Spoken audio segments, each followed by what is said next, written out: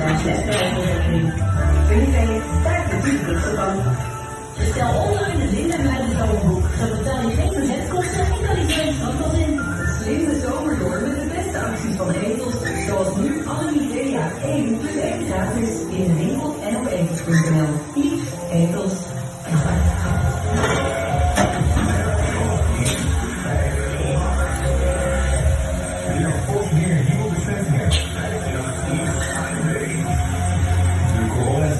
Blijven snel oplopen. Vandaag zijn er 10.300 positieve testen gemeld. Zo'n 3400 meer dan gisteren. Sinds kerst zijn er niet zoveel besmettingen in één nacht bijgekomen. Via testen voor toegang worden nu wel veel meer mensen getest. Het aantal coronapatiënten in de ziekenhuizen daalt nog steeds. Interne strijd en wantrouwen hebben ervoor gezorgd dat de verkiezingen voor het CDA uitliepen op een drama met 4 zetels verlies.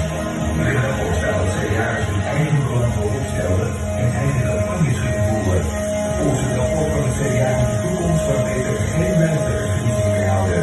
Er zijn harde conclusies waardoor het partijbestuur nu is opgestapt. Zo'n 100 burgervissers hebben tot nu toe op prik gehaald op een speciale vaccinatiedag in het dorp, meldt Omroep Flevoland. De GGD had er 600 uitgenodigd voor een inenting met Janssen, zodat de vissers in 1 keer klaar zijn. Veel buitenlandse vissers die uit Urk werken, praten voor een vaccin aan land. En EK-finalist Engeland heeft van de UEFA een boete van €30.000 gekregen. Het is een straf.